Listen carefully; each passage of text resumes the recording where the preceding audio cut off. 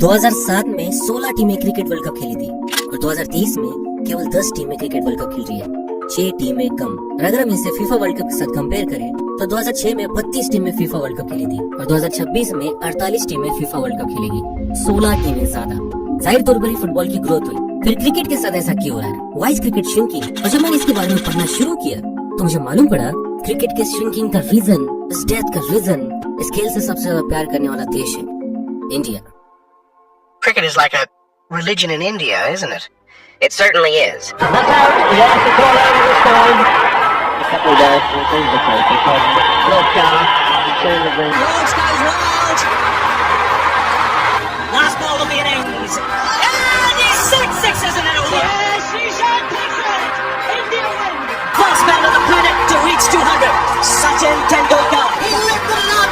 That is a shot of an emperor. Magnificent. He finishes off in style.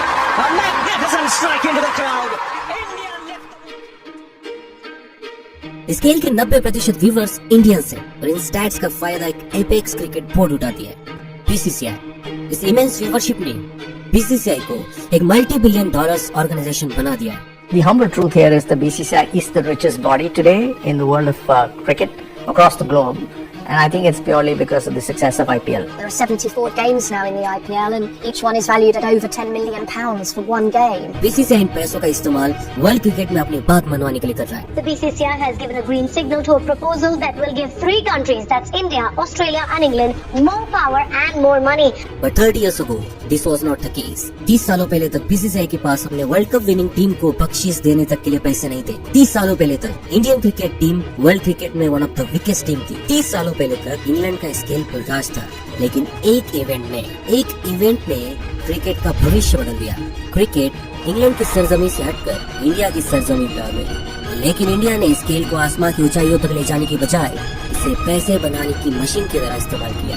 Late me tell you the story of India's goal in खेल cricket. Ladies and gentlemen, it is the day of the finals here at the Mecca of cricket, Lords, where the underdogs Indians will take on the mighty West Indians. 25 June 1983 world cup finals का दिन, West Indies बनाम India. पिछले दोनों खेले गए world cup West Indies ने जीते थे और अपना तीसरा वर्ल्ड कप जीतने के लिए वो फिर एक बार फाइनल्स में खड़ा था और सामने खड़ा था द अंडरडॉग्स इंडिया। इंडिया को वर्ल्ड क्रिकेट में इस वक्त एक कमजोर टीम माना जाता था, क्योंकि पिछले 2 वर्ल्ड कप्स में उन्होंने केवल एक मैच जीता था और वो भी ईस्ट अफ्रीका जैसे कमजोर टीम के खिलाफ। इंडिया का पहला group match depending world champions West Indies के साथ था और पता है बुकमेकर्स ने इंडिया के इस मैच के जीतने के ऑड्स क्या रखे थे? 66-1। Can you believe that? लेकिन ये टीम अलग थी, पैशनेट थी। India won this match against all the odds. Not only this match, India ने अपने ग्रुप पिक्चर्स के ज्यादातर मैचेस जीतकर इतिहास रच दिया। होस्ट कंट्री इंग्लैंड को हराकर इंडिया फाइनल्स में पहुंच गया। सारी दुनिया अचंभे में थी, स्पेशली इंडियंस। 25 जून को होने वाले फाइनल्स को हर हिंदुस्तानी देखना चाहता था। इस फाइनल्स के टिकट्स पाने के लिए लोग हाथ पैर मारने लगे। फाइनल्स के 2 दिन पहले उस वक्त के बीसीसीआई प्रेसिडेंट एनकेबी साल्वे जी को एक बड़े इंडियन मिनिस्टर का फोन आया। साल्वे साहब, मुबारक हो, इंडिया फाइनल में पहुंच गई। जी धन्यवाद। कहिए, हम आपकी क्या सेवा कर सकते हैं? इंडिया को अपनी आंखों से फाइनल में जीतते हुए देखना चाहते हैं, लेकिन टिकट नहीं मिल रही। फाइनल की 2 टिकट मिल जाते तो मजा आ जाता। जी बिल्कुल, हमारी टीम फाइनल में है। हमें एक्स्ट्रा टिकट नहीं मिलेंगे तो किसे मिलेंगे? फोन रख के साल्वे जी इंग्लिश ऑर्गेनाइजर से फाइनल्स के 2 एक्स्ट्रा टिकट्स मांगने गए। Can I get 2 extra tickets for finals, please? लेकिन पता है उन्हें क्या कहा गया? I beg your pardon, sir, but we have already given you your tickets. We can't provide you more tickets. BCCI president को 2 एक्स्ट्रा टिकट्स नहीं दिए गए। जस्ट इमेजिन कितना बड़ा अपमान था ये। लेकिन साल्वे जी भी क्या कर सकते थे? अंग्रेजों का राज था इस खेल पे। खेल उन्होंने ही तो इजाद किया। अंग्रेजों ने इस खेल के रूल्स लेके कॉन्स्टिट्यूशन लिखा, इस खेल को अपने सारे कॉलोनीज में फैलाया। नेटिव्स ने भी इस खेल में दिलचस्पी ली क्योंकि खेल कम्पिटिटिव था। अंग्रेजों ने इस खेल को ग्रो करने के लिए वर्ल्ड कप बनाया और जब 1975 के वर्ल्ड कप ने फाइनेंशियली अच्छा परफॉर्म किया तो अगले 4 साल बाद इंग्लैंड ने फिर वर्ल्ड कप को होस्ट किया। एंड अगेन 1983 में उन्होंने वर्ल्ड कप को होस्ट किया। इंग्लैंड ही वर्ल्ड कप को होस्ट करती थी क्योंकि वे ही ये वर्ल्ड कप होस्ट कर सकते थे। लेकिन इन वर्ल्ड कप्स को होस्ट करके वे अपनी क्रिकेटिंग पावर का जोर पूरी दुनिया में चलाते थे। क्रिकेट अंग्रेजों की जागीर थी, सालवे साहब ये जानते थे, लेकिन मन ही मन उन्होंने सोचा अगर इंडिया फाइनल्स में वेस्ट इंडीज को हराता है तो अगला वर्ल्ड कप इंडिया होस्ट करेगा। अंग्रेजों को दिखा देंगे कि हम भी वर्ल्ड कप होस्ट कर सकते हैं। लेकिन क्या फाइनल्स जीतना आसान था? खुद इंडियन टीम को विश्वास नहीं था कि वे यहाँ तक पहुँचेंगे। पता है, विजडम स्पोर्ट्स मैगजीन के चीफ एडिटर डेविड प्रीत ने वर्ल्ड कप के पहले अपने आर्टिकल में फेमसली लिखा था, इंडिया जैसी कमजोर टीम को इस टूर्नामेंट में नहीं खेलना चाहिए अगर उनमें इम्प्रूवमेंट नहीं हुई है तो। अगर इंडिया जैसी टीम वर्ल्ड कप जीतती है तो मैं अपने इस आर्टिकल में लिखे शब्दों को खा लूंगा। I will eat my words. And guess what, India ने 25 जून 1983 को लॉर्ड्स के मैदान में the mighty West Indian team को हराकर वर्ल्ड कप अपने नाम कर लिया। The entire world was in shock and David Frith ने अपना वादा पूरा किया। Literally ate his words. उन्होंने अपने शब्द खा लिए। What a man. इस ऐतिहासिक जीत ने एनकेबी साल्वे जी को आत्मविश्वास से भर दिया। अब वक्त था अंग्रेजों से उनका खेल चुराने का। एनकेबी जी ने शुरू में एशियन टीम्स यानी श्रीलंका और पाकिस्तान क्रिकेट बोर्ड्स को अपनी ओर किया। उन्होंने एशियन क्रिकेट कमेटी बनाई जिस पर आईसीसी का कोई असर नहीं था और 1984 में उन्होंने एशियन टीम्स के बीच में एक टूर्नामेंट अरेंज की, एशिया कप। इस साल्वे जी का अंग्रेजों को बताने का तरीका था, we can also do it. लेकिन वर्ल्ड कप को होस्ट करने के लिए बीसीसीआई के पास पैसे नहीं थे, तो सबसे पहले उन्होंने पाकिस्तान को अप्रोच किया कि हम दोनों साथ में ये वर्ल्ड कप होस्ट करते। और उसके बाद साल्वे जी ने इंदिरा गांधी की मदद से अंबानी जी से संपर्क साधा। अंबानी जी भी वर्ल्ड कप को स्पॉन्सर करने के लिए तैयार हो गए। जब पैसों की टेंशन खत्म हो गई तो साल्वे जी ने अगले आईसीसी मीटिंग के दौरान सबके सामने प्रपोजल रखा। I propose India and Pakistan should host the next World Cup. ये सुन के इंग्लिश क्रिकेट बोर्ड अंगारों पे लौटने लगी, गुस्सा होने लगी। What? Is this a joke? Do you even know how to host a World Cup? You need infrastructure, you need money, you need experience. Do you even have guarantee money? Let me tell you, इसके पहले ऐसा कोई rule नहीं था कि हर 4 साल बाद कोई नया देश वर्ल्ड कप को होस्ट करेगा। सबको यही लगता था कि हर 4 साल बाद इंग्लैंड ही वर्ल्ड कप होस्ट करेगी क्योंकि वर्ल्ड कप उन्होंने ही बनाया था। लेकिन एनकेबी साल्वे जी ने रोटेशन पॉलिसी को सबके सामने रखा। Actually, I propose rotational policy. According to this policy, a new nation will host a World Cup after every 4 years. ये सुन के ऑस्ट्रेलिया और न्यूजीलैंड जैसे टीम्स भी बीसीसीआई से सहमति भरने लगे और जब वोटिंग हुई तो 1987 के वर्ल्ड कप की होस्टिंग इंडिया और पाकिस्तान को मिली।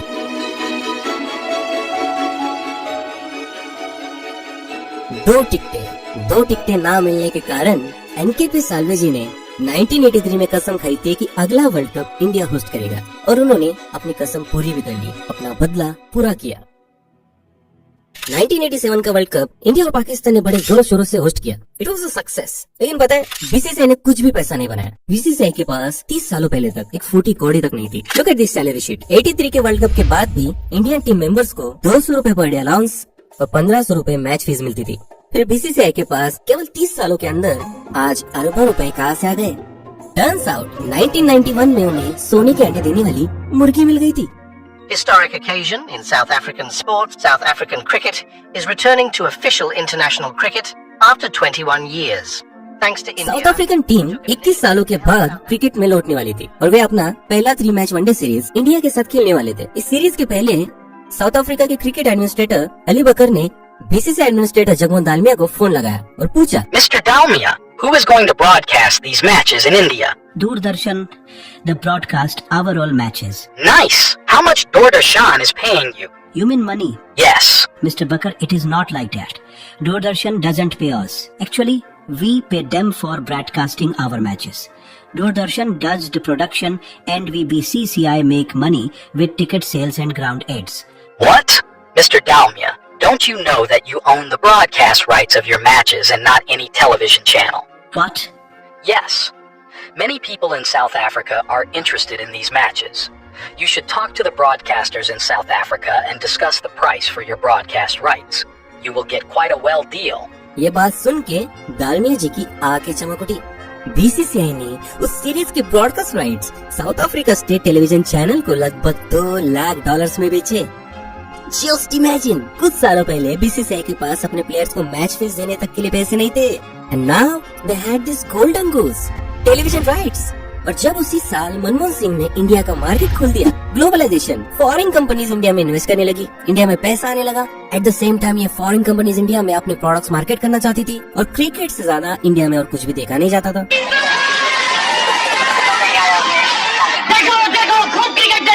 क्योंकि सैटेलाइट टेलीविजन के कारण क्रिकेट अब इंडिया के छोटे छोटे गाँव में तक देखा जाने लगा था। It was great. For this companies and BCCI. 93 में बीसीसीआई ने इंग्लैंड टूर ऑफ इंडिया के ब्रॉडकास्ट राइट्स TWI नाम के ब्रॉडकास्टिंग कंपनी को $6 लाख में बेचे। On the same year euro cup के राइट्स TWI ने $5.5 लाख में खरीदे। दूरदर्शन जो बीसीसीआई से एक मैच दिखाने के $5 लाख लेती थी, बीसीसीआई को 5 साल के ब्रॉडकास्ट राइट्स के लिए $54 मिलियन दिए। इन नो टाइम बीसीसीआई दुनिया की रिचेस्ट क्रिकेट बोर्ड बन गई। लेकिन पैसा आने के बाद चीजें बदल जाती हैं। याद है अपने अपमान का बदला लेने के लिए एनकेबी साल्वेजी ने 87 का वर्ल्ड कप इंग्लैंड से चुराया था, पर यह तय हुआ था कि रोटेशन पॉलिसी के अनुसार 1996 का वर्ल्ड कप इंग्लैंड होस्ट करेगी।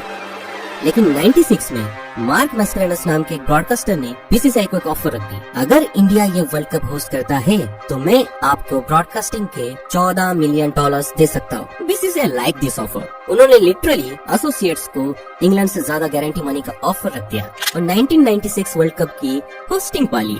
इजी पीजी, नो मॉरल्स, केवल पैसा। लेकिन जब 96 के वर्ल्ड कप में ऑस्ट्रेलिया और वेस्ट इंडीज ने अपने मैच श्रीलंका में खेलने से मना कर दिया, तो बीसीसीआई के एडमिन दालमेजी ने सोचा कि अब आईसीसी का अगला चेयरमैन किसी एशियन को बनना चाहिए। लेकिन पता है हमेशा इंग्लिश क्रिकेट बोर्ड का प्रेसिडेंट ही आईसीसी का चेयरमैन बनता था। अंग्रेज आईसीसी को चलाते थे, लेकिन जब एशियन टीम्स का इन्फ्लुएंस बढ़ा तो आईसीसी चेयरमैनशिप के लिए इलेक्शंस होने लगे। क्लाइड वॉलकॉट जो वेस्ट इंडीज क्रिकेट बोर्ड का कैंडिडेट था, वह आईसीसी के पहले नॉन ब्रिटिश चेयरमैन चुने गए। लेकिन वॉलकॉट इंग्लिश क्रिकेट बोर्ड का वफादार था। 1997 में जगमोहन दालमिया ने इन इलेक्शंस में हिस्सा लिया and he won. But how? Dalmiya ji को एक चीज पता थी, आईसीसी के most of the full time members England के पसंदीदा कैंडिडेट को वोट करेंगे। तो दालमिया जी ने एक तरकीब लगाई। पता है इन इलेक्शंस के वक्त एसोसिएट टीम्स को भी एक वोट डालने का अधिकार था, लेकिन इन एसोसिएट नेशंस के रिप्रेजेंटेटिव्स के पास लंदन में इस इलेक्शंस के लिए मौजूद रहने के लिए पैसे नहीं होते थे। तो दालमिया जी ने इन एसोसिएट नेशंस के रिप्रेजेंटेटिव्स के टिकट्स खरीदे, लंदन में उनके लिए होटल्स बुक किए, इवन इलेक्शंस के एक रात पहले डिनर पार्टी तक रखी। और जब इलेक्शंस हुए तो इन एसोसिएट्स ने दालमिया जी को वोट दिया and he won. Now world cricket पर अब एक हिंदुस्तानी का राज था, एक इंडियन का। सुनकर बड़ा नाज होता है, सीना चौड़ा हो जाता है।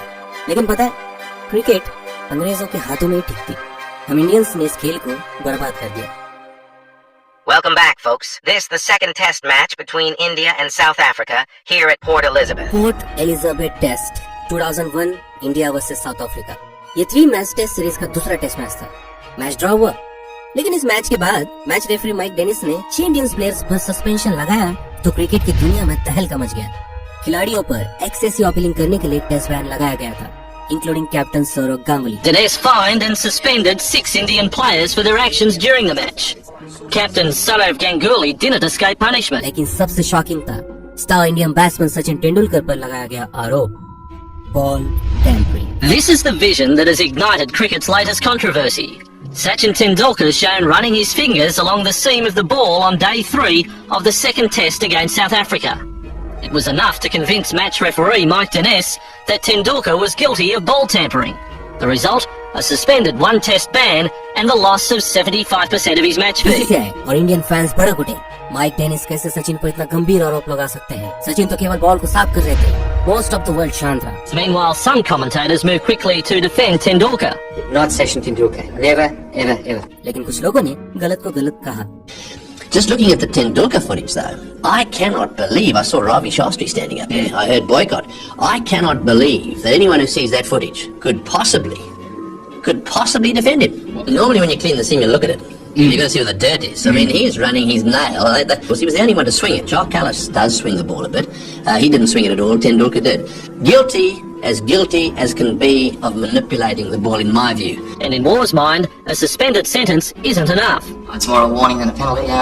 It's unless you get a ban, it's not really a penalty. It's I guess it's a smear on reputation, which is pretty severe. But there's a ball and there's a bat, and that's a contest. If you alter either of those, you shouldn't be playing.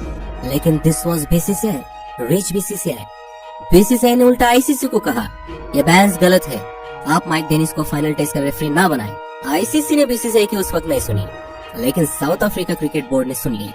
ICC के बिना India और south Africa ने अगला test खेला, जिसे ICC ने unofficial test करार किया। It won't be officially recognised either in terms of countries' records or players' records. There won't be Test match championship points awarded. पता है साउथ अफ्रीका ने बीसीसीआई की क्यों सुनी थी? क्योंकि बीसीसीआई ने साउथ अफ्रीका क्रिकेट बोर्ड को धमकी दी थी कि अगला मैच नहीं खेलोगे तो तुम्हें तुम्हारे ब्रॉडकास्ट राइट्स के पैसे नहीं मिलेंगे। First of all, India reminded South Africa that they were going to lose 8 million rand if they didn't play the match and if this wasn't a test match. And then the Indian government was called in and they talked to the South African government, who then issued instructions to the players, and that's why you've got in that Sean Pollock thing the statement that players were not consulted. This was the start of the bullying BCCI started. ये bullying BCCI पैसों के दम पर करती है, and with IPL BCCI became immense. Welcome to the Vivo Indian Premier League.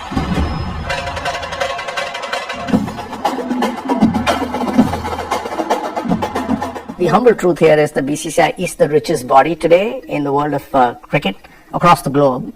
And I think it's purely because of the success of IPL. Look at this graph. IPL दुनिया का दूसरा सबसे बड़ा स्पोर्ट्स लीग है। उसकी worth लगभग $15 billion की है। लेकिन IPL दुनिया का इकलौता T20 क्रिकेट लीग नहीं है। हर क्रिकेट बोर्ड ने अपने अपने T20 लीग्स बनाए, लेकिन BCCI इन लीग्स में अपने प्लेयर्स को अलाउ नहीं करती, खेलने नहीं देती। In all of these leagues, Indian players who have a global fan following are not allowed to play. That's the rule. And if you can't get, the likes of MS Dhoni or Virat Kohli or some of the other big boys that we have playing cricket across the world for their country and in the IPL league, I think you will lose that many audiences. BCCI knows अगर Indian players in leagues में खेलेंगे तो इन leagues की value बढ़ जाएगी because of Indian viewership. और अगर इनकी वैल्यू बढ़ती है तो BCCI की पावर डायलूट हो सकती है, खतरे में आ सकती है। BCCI के सामने ये बोर्ड्स इतने कमजोर हो गए हैं कि उन्हें BCCI की हर बात माननी पड़ती है, क्योंकि ये बोर्ड्स तभी पैसा कमा पाते हैं जब इंडिया इनके देशों का टूर करता है। BCCI इस चीज का पूरी तरीके से इस्तेमाल करता है अपनी बातें वर्ल्ड क्रिकेट में मनवाने के लिए।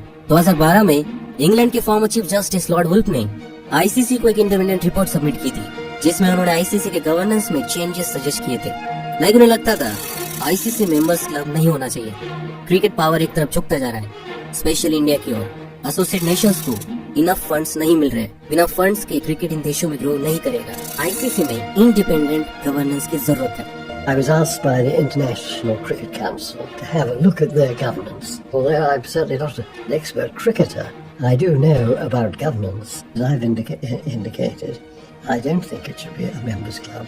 I think it should be run for the benefit of cricket as a whole rather than the interests of individual members. Well, BCCI को ये रिपोर्ट अच्छी नहीं लगी, उन्होंने इस रिपोर्ट को खारिज कर दिया।